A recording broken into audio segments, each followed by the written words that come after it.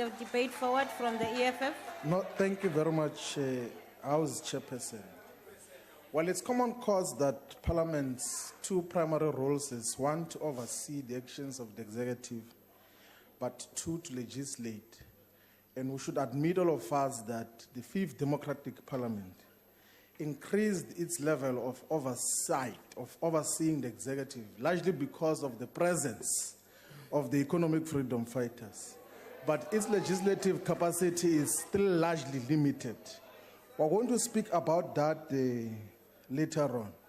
We do not agree, we do not support the budget as presented here because we think that the oversight systems of internal parliamentary systems are lax. They are extremely very weak. That is why Mgidlana could easily steal money of Parliament and enrich himself and do all sorts of things, which we cautioned as the EFF upon his arrival. We, you must remember, were the only party that rejected the appointment of Mgidlana as the Secretary of the National Assembly.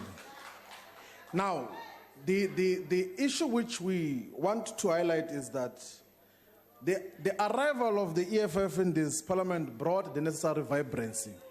Before the arrival of the EFF, there was no vibrancy, there was no robustness, there was no superior logic, there was no dynamism that got to define any parliament. So it's only since the arrival of the EFF that such was realized.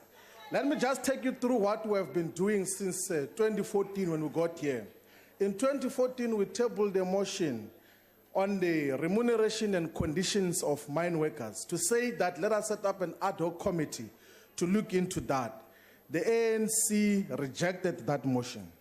In 2015, we tabled a motion to say that let us provide a budget for fee-free education for all students in South Africa. The ANC parliamentary majority rejected that motion. In 2016, we put a motion to say let us repeal all the apartheid legislations that still exist here in South Africa. You've got 2,371 apartheid legislations that are part of our system now. The ANC rejected such a motion. And why so is because of what we said earlier today, that the ANC is defined by collective mediocrity, collective incapacity, and collective negligence and cowardice. And that is what we've been dealing with. We also requested this parliament to invite, especially the public protector, to come and address Advocate Thuli Madonsela. The ANC rejected that motion. In 2017, we put a motion on expropriation of land without compensation. The ANC rejected that motion. In 2017, again, we put a motion on nationalization of banks and creation of a state bank. The ANC rejected that motion. But at least in 2017, one thing which was beginning to be a shift was that we put a motion to say, let us have secret ballot against former president, the criminal Jacob Zuma. And for the first time, as the EFF were able to persuade members of the ANC to vote against their own president, their sitting president. So we are proud as the EFF that in this Fifth Democratic Parliament, we're able to crack the ruling party to vote separately in terms of what happened in a secret ballot, which we insisted should happen. In 2018, on the 27th of February, we introduced a motion on expropriation of land without compensation.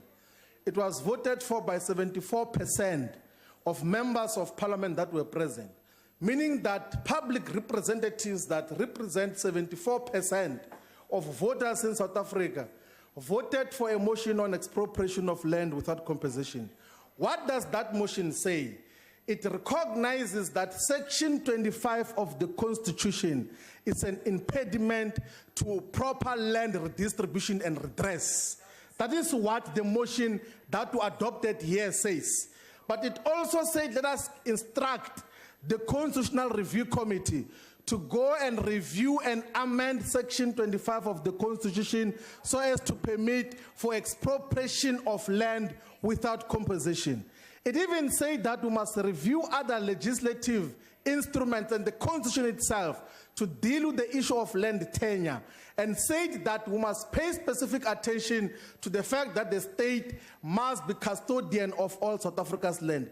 You must go read that resolution that was taken by this parliament.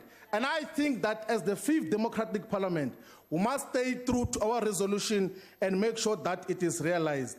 What does this mean? It means that ultimately the state must be custodian of all South Africa's land. It is the case in Ethiopia. The Ethiopian state and government that represents the people is in ownership and control of all land. And those that want to invest and do any other usage with land, they have a leasehold instead of a freehold with the state. It is the case in Mozambique. Mozambique, there is no private ownership of land. 70% of the land in China is owned by the state. 75% of land in Singapore. These are some of the world's biggest attractors of investments. The land there is owned and controlled by the state. Here in South Africa, a portion of the land that is owned by the state is being utilized currently on a lease basis. The Department of Fisheries and Forestry will illustrate to you that they lease the land for plantations, for forestry purposes, and take it back whenever it's necessary. And that is the model that we're talking about, must be looked into as part of the durable land reform program that we're talking about. Also, the Department of Public Works is leasing land to different businesses in different parts of South Africa. The dry port in Mozambique, between Mozambique and Komati Port, is leased to a company that is doing business there. And the state can always claim that if there are strategic needs, that they have to do that. But there are no farms that are being owned by the state to be leased to people, because the colonial government in South Africa from 1814 has changed a discourse and made it to be freehold instead of leasehold. And by the way, even the colonial settlers had implemented a leasehold system from 1652 until 1814 here in South Africa. And that is the original component of communal land ownership, where there is no one who claims to own the land, but you are given land use rights on the basis that you use it or lose it. That is the resolution that we took as this particular parliament, and I think that we're going to make sure that it is implemented fully. Now, I think that the greatest thing that this parliament should do, the 5th democratic parliament, when we get a motion as the EFF, we must adopt a motion to rename Cape Town International Airport into Winnie Madikizela Manddela International Airport. That is the greatest honor that we can give to our colleague. Because whoever can say what, Mama Madikizela Manddela was our colleague here in the 5th Democratic Parliament. Let us give her that honor to rename the airport about that. I spoke about the legislative limitations of this parliament. The EFF has since built internal capacity to make laws, because we have realized that we cannot rely on parliament. That is why currently we have tabled the Banks Amendment Bill. It is before the committee, the Standing Committee on Finance. We have tabled the National Health Amendment Bill, which is going to make sure that all clinics open 24 hours. We have put a motion on the nationalization of the Reserve Bank, because that is what our founding manifesto says we must do.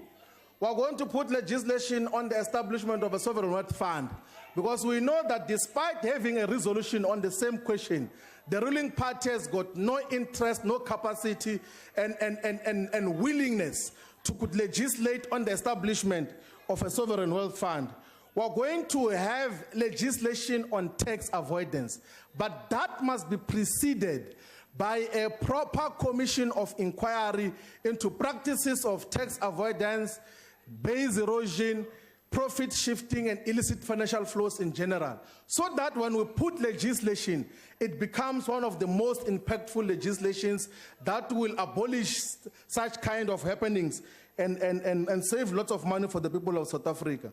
We're going to put legislation as well on making sure that all spheres of government employ their workers directly. There's no need for security companies and cleaning companies who pay workers just a tenth of what the municipalities, the provincial governments, state-owned companies and national departments give to those companies. We're going to put legislation in all of those issues because we've realized that the movement, which is going out of power now, doesn't have the interest. It is instead defined by collective incapacity, mediocrity, and cowardice. Thank you very much. We thank you.